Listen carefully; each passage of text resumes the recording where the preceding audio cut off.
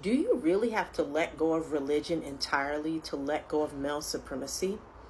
Some people think you have to, but the real answer is no. Because a spiritual way of life is really about what you deep down believe is right in front of your Creator, even if no one in the world realizes that or believes it too. A mistake that a lot of women make is that when they're healing from male supremacy, they think that they also have to run from religion. Now, I understand that trial because spiritual crisis is real. But I want to let you know that a spiritual way of life is really between you and your Creator. That doesn't mean you get to make up anything you want and throw away anything you want and pretend that you have more knowledge than the Creator. But it does mean you're not beholden to any of these men around you. None. The Prophet, peace be upon him, is no longer here, and we can do our best to look at the Quran, look at what has been transmitted to us from the teachings of the Prophet, peace be upon him, and do our level best without having someone else over us telling us their interpretation and saying we're held accountable for their interpretation. A lot of women lose their way because they treat men of today like they're prophets. In fact, they treat them like they're God. They treat scholars like they're God. Now, I believe the scholars who are true scholars are absolutely necessary because they're the ones who are not going to be pointing to themselves. They're not going to be pointing to how great they are. They're going to be pointing to Allah and how great Allah is, and they're going to be pointing to how what the Prophet taught is the truth, not what he's saying. And a true scholar is only a true scholar in so much as he's pointing you to what was already revealed, not what he's made up in his mind, and not any of his own need to have his ego stroked. Okay?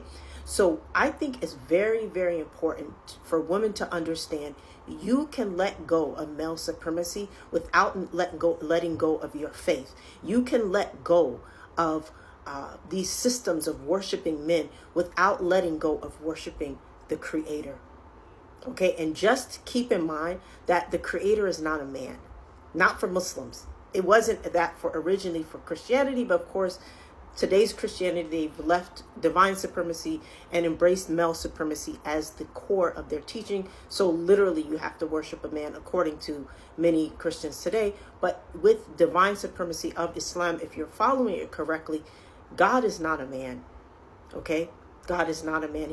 He doesn't come in human flesh. And in fact, even the usage of the pronoun he is actually just grammatically masculine, because masculine and male are not the same thing in Arabic, okay? That's something that a lot of people don't realize. But regardless, you can hold on to your faith while leaving these people alone.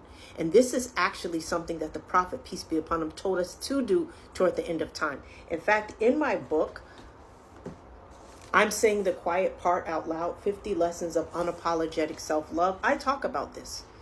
The Prophet, peace be upon him, told us to leave these men and these people alone, even if we have to go eat the roots of trees, okay, until we die. Leave these people alone. These men are not prophets. These men are not God, and they're not even necessarily directly connected to God unless their head is on the ground submitting to that Creator. And any man who's connected to God is not trying to control you, okay? He's not trying to micromanage you, because he knows that his body is going to be lowered beneath the ground one day after that soul is extracted, and he's going to have to answer for how he lived, as will you. How can we begin to deconstruct male supremacy and get permission to actually practice our faith in a way that will not traumatize us?